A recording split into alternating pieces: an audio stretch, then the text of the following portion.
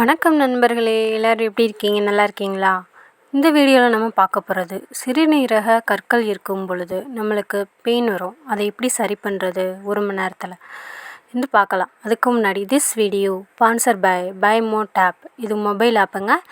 Shopping பண்ணிக்கலாம். நம்மளுக்கு பொருட்கள் டிஸ்கவுண்ட்லேயும் கொடுக்குறாங்க. எல்லோரும் டவுன்லோட் பண்ணி பயனடைங்க. நன்றி. வாங்க வீடியோக்குள்ளே போகலாம். எனக்கு இது எப்படி தெரியும் அப்படின்னு சொல்லி கேட்குறீங்களா? எனக்கு பெயின் பயங்கரமாக இருந்துச்சு. எனக்கு இந்த ப்ராப்ளம் இருக்கும் பொழுது இந்த மாதிரி தான் பெயின் வந்துச்சு. நான் என்ன பண்ணேன்னா 1 லிட்டர் தண்ணியில் 5 ஸ்பூன் சோம்பு போட்டு நல்லா கொதிக்க வச்சு அந்த தண்ணியை ஆற வச்சு 1 மணி நேரத்துக்குள்ளே அந்த தண்ணியை குடிச்சிக்கிட்டே இருக்கணும். எவ்வளோ சீக்கிரம் உங்களால் அந்த தண்ணியை கொஞ்சம் கொஞ்சமாக குடிக்க முடியுதோ அவ்வளோ சீக்கிரம் அந்த பெயின் ரிலீஃப் ஆகிறத நம்ம கண் கூட பார்க்க முடியும். இது என்னோடய அனுபவத்துலேருந்து சொல்கிறேன். அதுவும் சோம்பில் நிறைய சத்துக்கள், நார்ச்சத்து, எல்லா சத்தும் இருக்கிறதுனால இந்த பெயினை நம்மளுக்கு அந்த குறைக்கக்கூடியதாக இருக்குது.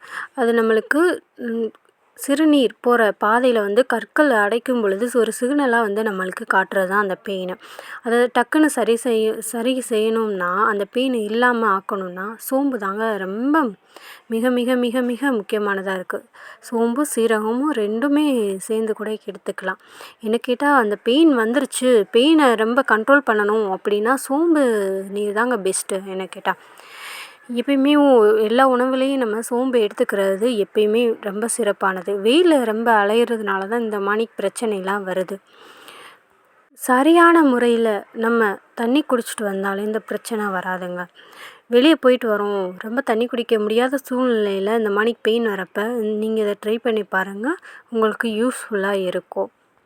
அது மட்டுமா, சோம்பு குடிநீர் நம்ம ரெகுலராக காலையில் வெறுவத்தில் எடுத்துகிட்டு வரும் பொழுது நம்மளுக்கு நல்ல சத்து கிடைக்குங்க.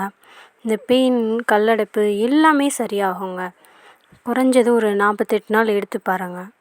மிக சிறப்பான ஒரு இது கிடைக்கும். அதுக்கு மேலே எடுக்க வேணாம். ஏன்னா எதுனாலும் மருந்தும் உணவும் அளவாக சாப்பிட்டா தாங்க அது நம்மளுக்கு பயன் தரும்.